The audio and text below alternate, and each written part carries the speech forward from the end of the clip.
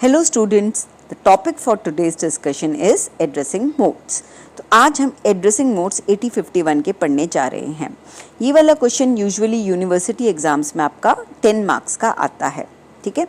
तो जब भी ये क्वेश्चन आए तो सबसे पहले आपको एटलीस्ट जो भी इसके एड्रेसिंग मोड्स हैं, जैसे 5 एड्रेसिंग मोड्स हैं, इनके नाम मेंशन करने चाहिए और addressing modes what is an addressing mode उसको आपको डिफाइन ज़रूर करना चाहिए, ठीक है।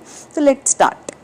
तो एड्रेसिंग मोड्स होता क्या है? एड्रेसिंग मोड होता है how you are addressing a given memory location. आप किस तरह से मेमोरी लोकेशन को एड्रेस करते हो, that is called as addressing mode. आप चाहे तो इमीडिएट डेटा डाल सकते हो, तो उसको हम इमीडिएट एड्रेसिंग मोड कहते हैं। आप चाहे तो डायरेक्टली एड्रेस मेंशन कर सकते हो और फिर उस एड्रेस से डेटा आ सकता है, तो उसको हम डायरेक्ट एड्रेसिंग मोड कहते हैं। आप चाहे तो किसी रजिस्टर में से डेटा ले सकते हो, तो उसको हम रजिस्टर एड्रेसिंग मोड कहते हैं। This is generally register direct या रजिस्टर एड्रेसिंग मोड भी हम इसको कह सकते हैं।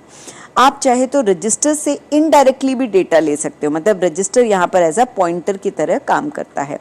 और लास्ट है इंडेक्स एड्रेसिंग मोड। जब भी हम एक्सटर्नल मेमोरी को डील करते हैं तो हम ये वाला एड्रेसिंग मोड का इस्तेमाल करते हैं। Okay, so let's start with the immediate addressing mode। तो हमने यहाँ पर लिखा है move a, #6a। तो यहाँ पर ये जो 6a जो है this is basically your data। तो ये addressing mode क्या करता है? It simply moves the data inside the accumulator। इस पर्टिकुलर केस में accumulator के अंदर ये डेटा डाल रहा है। तो कौन सा डेटा डाल रहा है? 6AH, ये डेटा ये अकुमुलेटर के अंदर डाल रहा है, ठीक है। ज़रूरी नहीं है कि आप अकुमुलेटर ही यूज़ करो, आप कोई और रजिस्टर भी यूज़ कर सकते थे। आपने डाला लेट से मूव R1, #05H। तो ऐसा करने पर क्या होगा?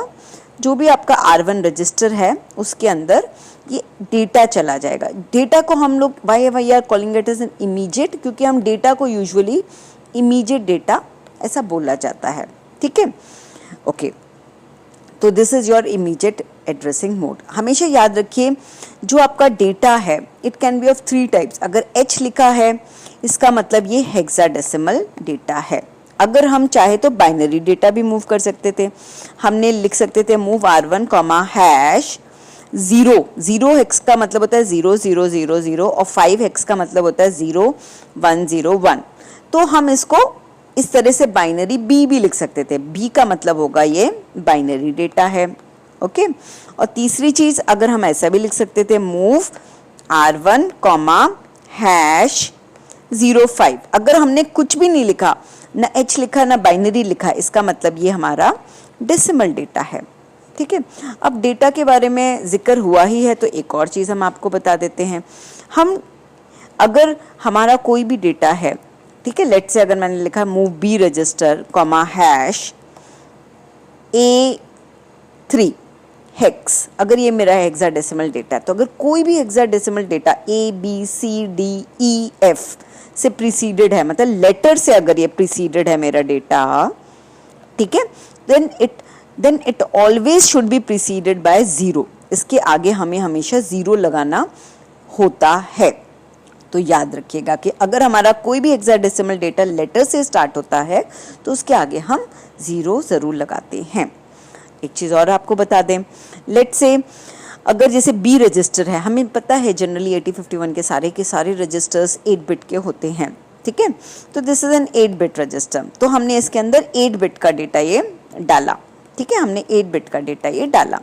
लेकिन अगर हमारा डेस्टिनेशन रजिस्टर, हमेशा left hand side is your destination, याद रखिए, left hand side is your destination और right hand side is your source. ये राइट हैंड साइड आपका सोर्स है। तो अगर डेस्टिनेशन रजिस्टर 16 बिट का है, लेट से अगर हमने डेटा पॉइंटर रजिस्टर ले लिया, DPTR ले लिया, तो फिर हमें इसके अंदर 16 बिट का डेटा फिल करना चाहिए, वरना वो बाय डिफॉल्ट 00 ले लेगा। हमने लिखा 1623, लेट से 1623 हेक्स। तो क्या होगा?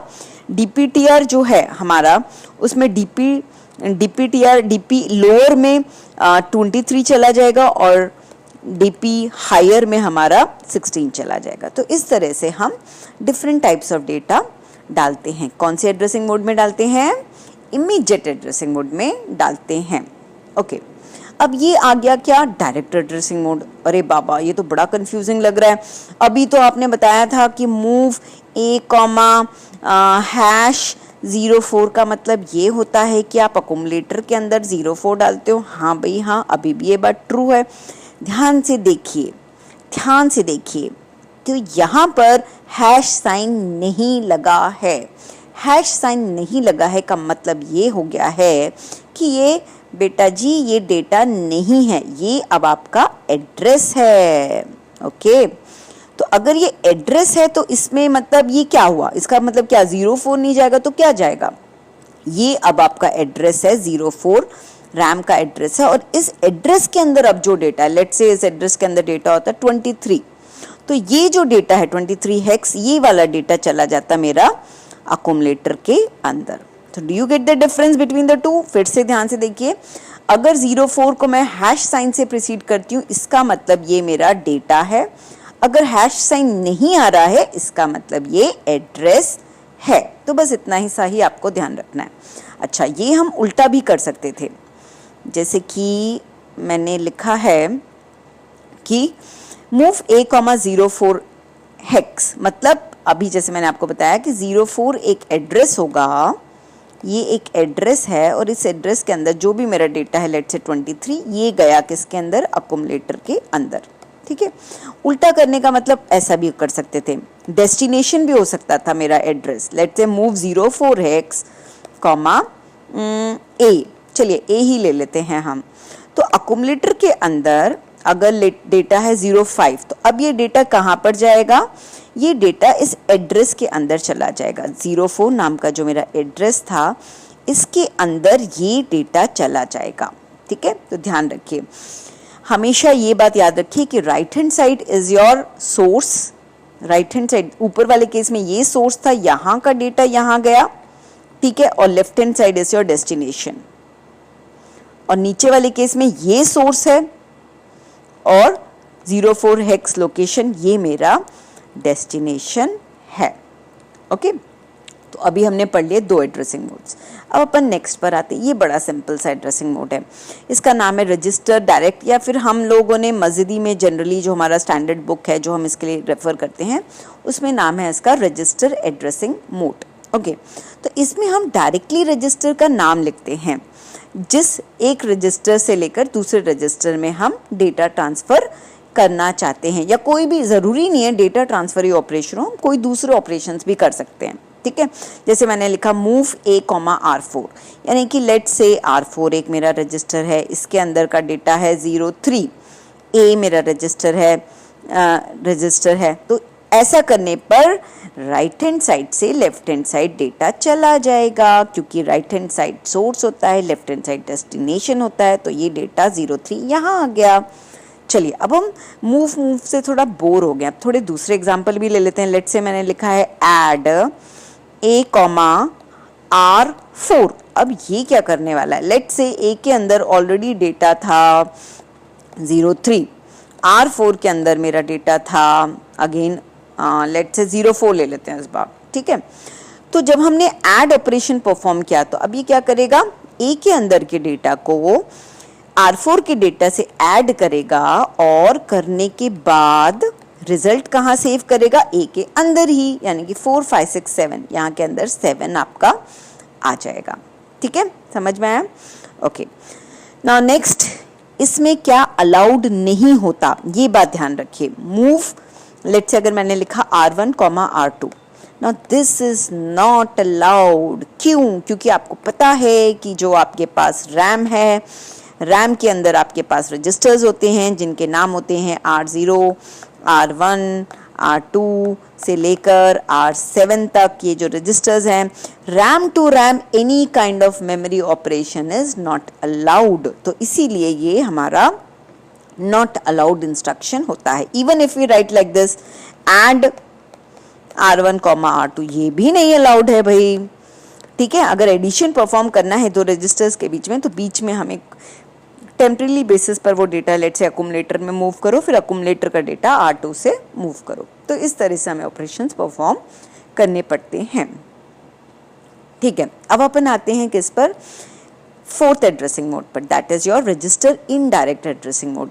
ये बड़ा ही इंटरेस्टिंग एड्रेसिंग मोड है। इसमें हम सिर्फ 2 ही रजिस्टर्स यूज कर सकते हैं, R1 एंड R0, सिर्फ यही 2 अलाउड हैं, तो ये बात याद रखिएगा, ठीक है।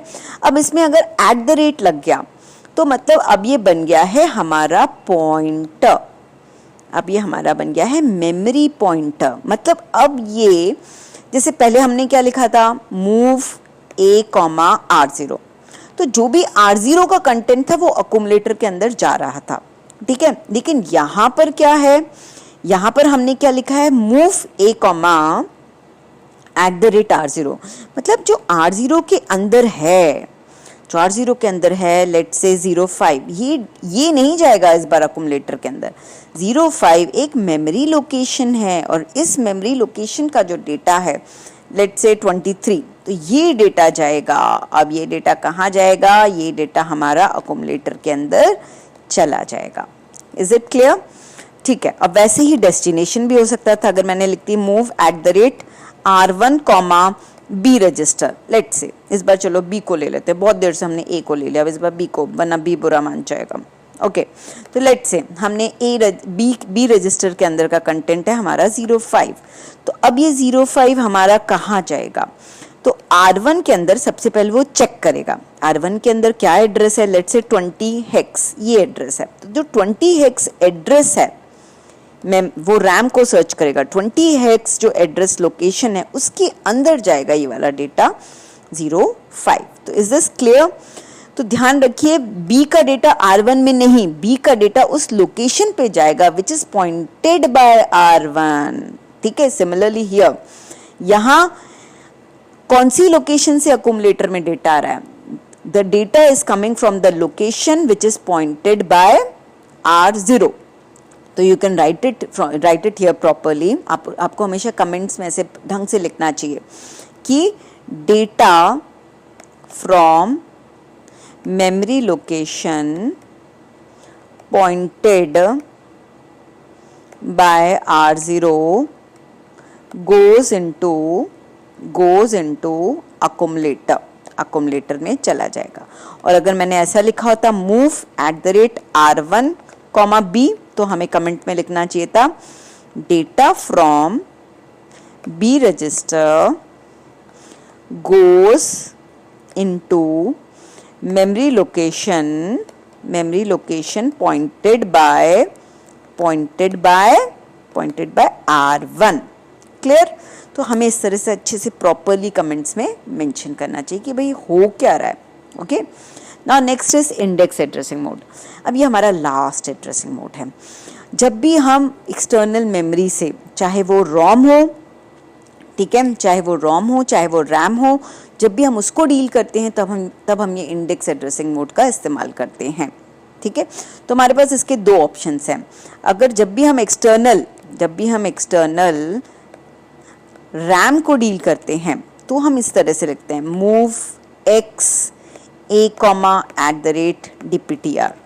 तो मतलब डेटा पॉइंटर जिस लोकेशन को पॉइंट कर रहा है, अब यहाँ पे @ लग गया, मतलब अब इस बार डेटा पॉइंटर हमारा पॉइंटर बन गया। इसका तो नाम भी डेटा पॉइंटर है, मतलब ये तो पॉइंटर की तरह ही काम करने वाला है। ओके, तो डेटा पॉइंटर जिस भी लोकेशन को पॉइंट कर रहा है उसका डेटा अकुमुलेटर में जाएगा। लेट्स से dptr की अपनी वैल्यू है 2000, तो 2000 मेमोरी लोकेशन का जो भी डेटा है, लेट्स से 05, ये जाएगा किसके अंदर, अकुमुलेटर के अंदर, ठीक है। तो this is what is happening. तो डेटा पॉइंटर जिस लोकेशन को पॉइंट कर रहा है, that content will go into accumulator. इसका उल्टा भी हो सकता था, क्योंकि भाई रैम है, रैम का मतलब आप रीड भी कर सकते हो, आप राइट भी कर सकते हो। तो आप ऐसा भी लिख सकते थे मूव x @dptr, A। इसमें क्या होगा, एक सेकेंड थोड़ा अच्छे से लिख देते हैं, ठीक है। अगर मैंने लिखा है मूव x @dptr, A, तो इसका मतलब क्या होगा, accumulator data will go into memory location, कौन सी memory location, which is pointed by DPTR. Perfect. Okay मतलब लेट्स से DPTR के अंदर एड्रेस है 3000, तो ये जो 3000 एड्रेस है, ये एड्रेस है, इस एड्रेस के अंदर अकुमुलेटर का डेटा जाएगा, तो इस एड्रेस के अंदर अकुमुलेटर का डेटा जाएगा। लेट्स से अकुमुलेटर के अंदर होता 05, तो ये डेटा यहाँ पे चला जाता। क्लियर? ओके। अब इसके बाद हम दूसरा डील करते हैं रोम। जब भी हम रोम को डील करते हैं तो ध्यान रखिए हम मूव एक्स की जगह मूव सी लेते हैं। दिस इज अबाउट एक्सटर्नल रोम। तो हम मूव सी, सी का मतलब होता है, सी का मतलब होता है कोड मेमोरी, सी का मतलब होता है कोड मेमोरी। क्लियर? तो हम लोग, आपको पता है ऑलरेडी, हम लोग रोम को क्या कर सकते हैं, रीड कर सकते हैं। ठीक है, डेटा रोम को हम रीड कर सकते हैं। तो अगर हम डेटा रोम को रीड कर रहे हैं तो हम लोगों ने लिखा है move C A @ a plus DPTR। ठीक है, तो लेट से अकुमुलेटर की वैल्यू है 00, DPTR की वैल्यू है लेट से 3000। तो अब कौन सी लोकेशन से अकुमुलेटर के अंदर डेटा आने वाला है? देखो, left hand side is destination, left hand side is always destination, right hand side is always source. ठीक है, तो अब सोर्स कौन सी लोकेशन से डेटा आने वाला है? 3000 लोकेशन से जो भी डेटा है, 3000 प्लस 00 मतलब अकुमुलेटर का डेटा इससे ऐड ऑन होता है, तो 3000 प्लस 00 मतलब 3000 लोकेशन के अंदर का डेटा लेट से 05 है, तो ये लोकेशन आ जाएगा अकुमुलेटर के अंदर। ठीक है, इज दिस क्लियर? सो एक चीज और आपको बता दूं, प्लीज ध्यान रखिए, मूव सी है ये इंस्ट्रक्शन। ठीक है, तो बिल्कुल ध्यान रखिएगा, मूव मत लिखिएगा, क्योंकि जो मूव होता है वो नॉर्मल डेटा ट्रांसफर के लिए होता है। ये मूव सी का मतलब कोड मेमोरी, मूव एक्स का मतलब एक्सटर्नल रैम। ठीक है, तो हमेशा याद रखिएगा। तो with this we end this topic of different addressing modes. Thank you so much for your patient listening. Thank you.